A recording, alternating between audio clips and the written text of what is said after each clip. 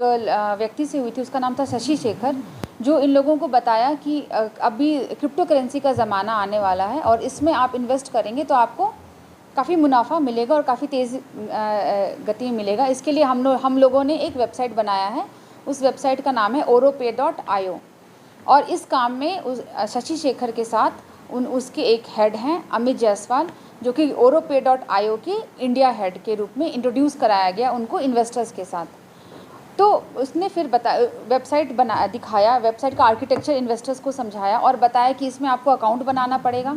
Account बनाने के बाद आपको रजिस्टर करना पड़ेगा। रजिस्टर करने के बाद आप जब लॉगिन करेंगे तो आपको उसमें QR कोड स्कैन करना पड़ेगा। QR कोड जब आप स्कैन करेंगे तो आपको वॉलेट एड्रेसेस दिखाई देंगे, जो ब्लॉकचेन के वॉलेट एड्रेसेस होते हैं। उन वॉलेट एड्रेसेस पर आपको अपने बैंक अकाउंट से किसी एक्सचेंज पर अकाउंट बना के, जैसे वजीरेक्स, बाइनेंस, वहाँ पैसे लोड करके इन वॉलेट एड्रेसेस पर जो इनके ओरोपे वाली वेबसाइट पर जनरेट होते हैं, ऑटोमेटिकली जनरेट होते हैं, वहाँ पर आपको ट्रांसफ़र करने पड़ेंगे। ये ट्रांसफ़र करने के बाद एक आर्टिफिशियल इंटेलिजेंस का इन लोगों ने इनको कॉन्सेप्ट बताया इन्वेस्टर्स को, जिससे इनका ट्रांसफ़र किया हुआ पैसा जो वॉलेट एड्रेसेस में भेजा गया था वो कई अनप्रेसिडेंटेड लेवल पर उसका इंक्रीज़ होता और ये मुनाफा उनको उसी वेबसाइट पर दिखाई देता जिसको ये विड्रॉ कर सकते थे। तो कुछ लोगों को शुरू में काफ़ी मुनाफा हुआ, जिसको ये लोग विड्रॉ करके अपने बैंक अकाउंट में अपने एक्सचेंज के थ्रू लेकर गए। तो जिन लोगों को मुनाफा हुआ और काफ़ी जल्दी काफ़ी हाई रेट में मुनाफा मिला, उन लोगों का बेसिकली ये मोटिव था कि इन लोगों का ट्रस्ट गेन करेंगे ओरोपे पर, और इसके बाद इन्होंने अपने जैसे अन्य इन्वेस्टर को जोड़ने के लिए इन लोगों का उपयोग किया। फिर उन्होंने कई लोगों को इस पर जोड़ा। इन शशि शेखर और अमित जायसवाल के माध्यम से इन्होंने इन्वेस्टर्स के लिए कई सेमिनार्स किए, इनका मोटिवेशन करने के लिए, इनको बताने के लिए इन लोगों को कई फॉरेन ट्रिप्स करवाया गया। तो इस तरह से इन लोगों को करवाया गया। कुछ समय बाद जब काफ़ी इन्वेस्टर्स इस ओरोपे वेबसाइट पे इन्वेस्ट करने के लिए एज ए इन्वेस्टर जुड़ गए, तो इन्होंने ट्रांजैक्शन का विड्रॉल का मोड चेंज कर दिया। इन्होंने एक नई क्रिप्टो करेंसी लॉन्च की, ओपे, और कहा कि अब विड्रॉल इस करेंसी में होगा। तो लोग पैसे इन्वेस्ट करते गए और उनको अपना प्रॉफिट दिखाई देते गया वेबसाइट पर, मगर वो विड्रॉल वो लोग कभी न्यू करेंसी में नहीं कर पाए। इस प्रकार ये पूरा चेंज। इसमें मेन चीज़ क्या है कि इन लोग जो है करीब 20 लोगों को दुबई लेकर गए, कुछ लोगों को रशिया लेकर गए, मलेशिया लेकर गए, और वहाँ पर जा कर के इनको तरह तरह के लोगों से मिलवाते थे, सब्ज़ बाग दिखाते थे। ये बिल्कुल फ्रॉड, जैसे मेरे को तो लगता है जैसे एक नशा का सौदागर होता है। वो शुरू में फ्री में नशे की गोलियाँ बांटता है और जब आदमी उसका आदी हो जाता है फिर वो उसका पूरा का पूरा पैसा छीन लेता है। बिल्कुल वही काम इन लोगों ने किया है। शुरुआती दौर में इन लोगों ने लोगों को बोला इन्वेस्ट करो। किसी ने जैसे $100 इन्वेस्ट किए तो उसके $200 हो गए। उसको लगा बहुत अच्छा है, तो उसने अपने भी इन्वेस्ट किया और अपने साथ में अपने अगल बगल के 20-25 लोगों को और इन्वेस्ट करवाया। इस पूरे प्रकरण में अभी तक हमें लगता है करीब 5 से 6 करोड़ का फ्रॉड ये आदमी ने किया है। उसने बड़ा आलीशान घर में रहता था ये दिल्ली में, और इसने पूरा का पूरा ये 100% फ्रॉड है। तो आज आप लोगों को बुलाने का मेरा अनुरोध यही है कि आप लोग ज़्यादा से ज़्यादा इसका मीडिया में बताइए। अमित जायसवाल ये बेसिकली बिहार का रहने वाला है और ये पटना सिटी का रहने वाला है, और ये लड़का उसके बाद दिल्ली चला गया और वहाँ पर इसने IIT की तैयारी की। फिर इसने विभिन्न नौकरियाँ की। उस क्रम में इसको लोगों को प्रभावित करने की कला इसको प्राप्त हो गई। ये बेसिकली जिसको अंग्रेजी में बोलते हैं इन्फ्लुएंसर, ये इन्फ्लुएंसर के रूप में काम करता था और मार्केटिंग कैसे करनी इसके बारे में लोगों को बताता था। तो वो करते करते इसका संपर्क कुछ ऐसे लोगों से हो गया जो कि क्रिप्टो करेंसी में डील करते थे। फिर उसके बाद में इन लोगों ने क्या किया, एक वेबसाइट बनाई। उस वेबसाइट पर बना करके इन लोगों ने देश भर में भ्रमण किए। ये लोग बड़े बड़े होटलों में जा कर के प्रेस कॉन्फ्रेंस करते थे, वहाँ पे लोगों को बुलाते थे, अपने डिजिटल करेंसी का वहाँ पे प्रचार प्रसार करते थे, लोगों को कन्विंस करते थे, प्रभावित करते थे।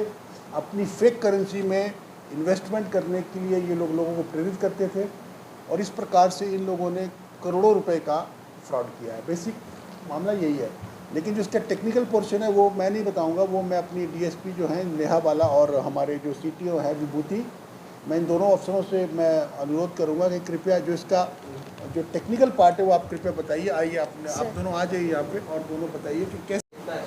देखिए मैं बता रहा हूँ ये, हाँ, अभी जैसे अभी क्या हो गया, अभी आज से 1 हफ्ता पहले हम लोगों ने झालसा की जो मैडम अस्थाना ना, मैडम रंजना अस्थाना जो हमारे झालसा की हेड है, जो पहले बोकारो में प्रिंसिपल डिस्ट्रिक्ट जज थी, उन लोगों से हम लोगों ने बात की। उन्होंने पूरे राज्य में जो डालसा है, जो डिस्ट्रिक्ट लेवल लीगल सर्विस, उसके अधिकारियों को ट्रेनिंग करवाई है 1930 के बारे में।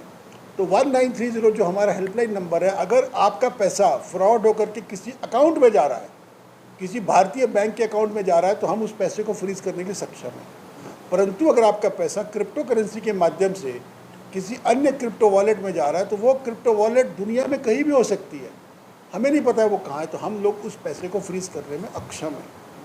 इसलिए अगर आपका फ्रॉड बैंक अकाउंट से हो रहा है, तो हम लोग पक्का उसको पकड़ हम लेंगे बंदे को, लेकिन पैसा हम रिकवर नहीं करवा सकते क्रिप्टो करेंसी का, क्योंकि क्रिप्टो करेंसी की नेचर ऐसी है कि इसमें जो व्यक्ति उसका प्राप्त करता है, जो उसका रिसीवर है, उसकी कोई जानकारी हमें प्राप्त करने का कोई भी आसान तरीका नहीं है।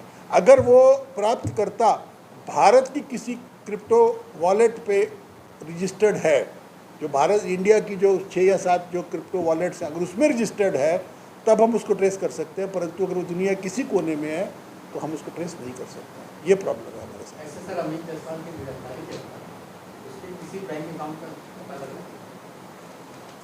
ये सारा का सारा पैसा इन लोगों ने क्रिप्टो में किया। बैंक अकाउंट पता लगाएंगे हम लोग, उसको एक्चुअली हमारे को समय नहीं मिला उससे पूछताछ करने का।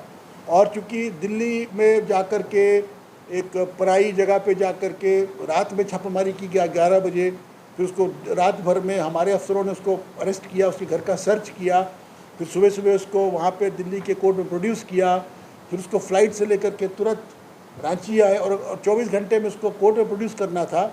इसलिए हमारी जो पूछताछ उतनी डिटेल में नहीं हो पाई।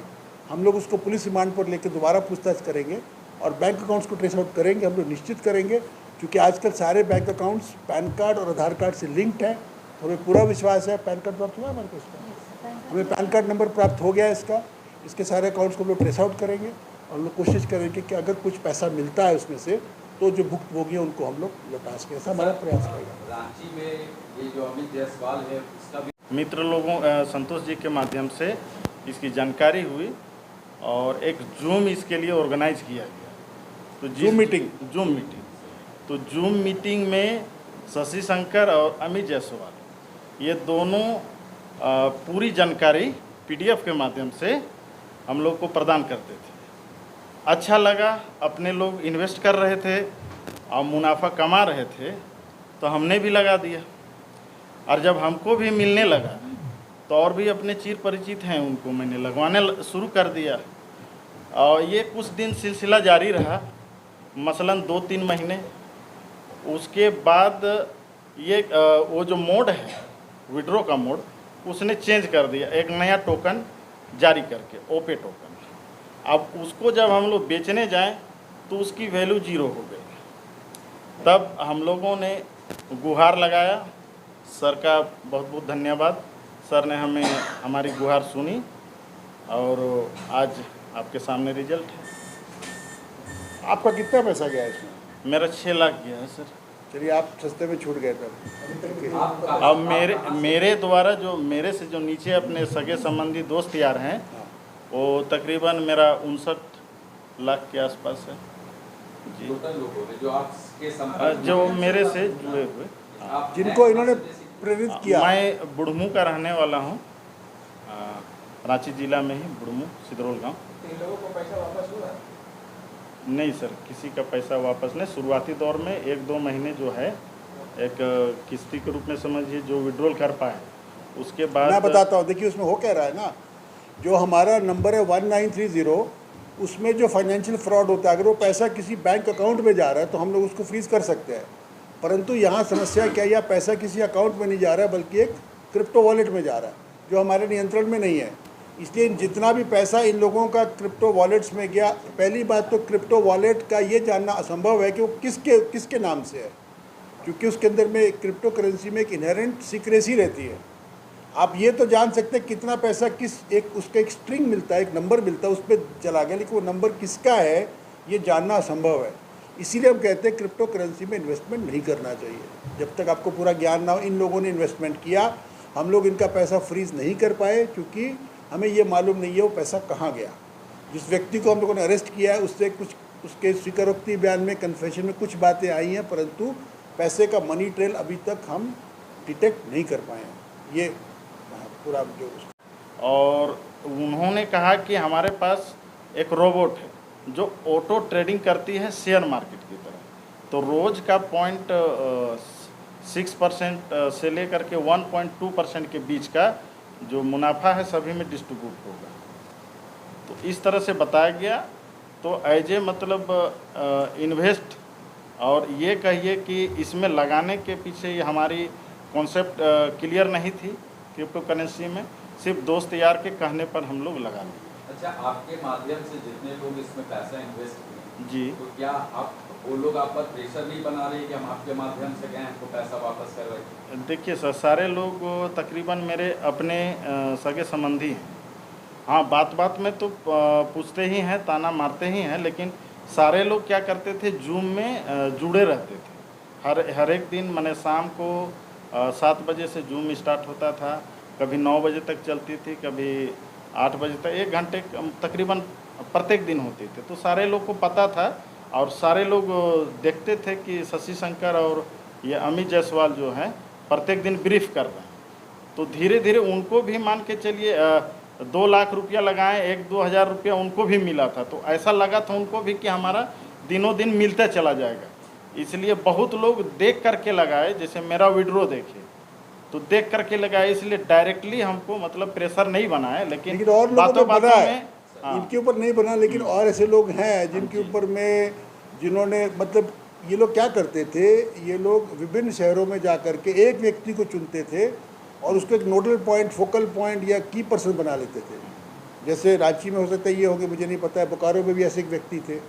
इस तरह से, और उस व्यक्ति पर निश्चित रूप से दबाव अन्य लोगों, जैसे आपको याद होगा आज से 20 साल पहले सहारा इंडिया ने जब बड़े पैमाने पर फ्रॉड किया था, तो उन्होंने भी एजेंट रखे हुए थे, जो एजेंट गांव में घूम घूम करके लोगों से पैसा कलेक्ट करते। तो एक तरह से आप कह सकते कि इन्होंने एजेंट बनाए और एजेंट पर भी दबाव थे, लेकिन एजेंट दोषी नहीं है इसमें, एजेंट खुद एक भुक्तभोगी है, यही हम कहना चाहेंगे।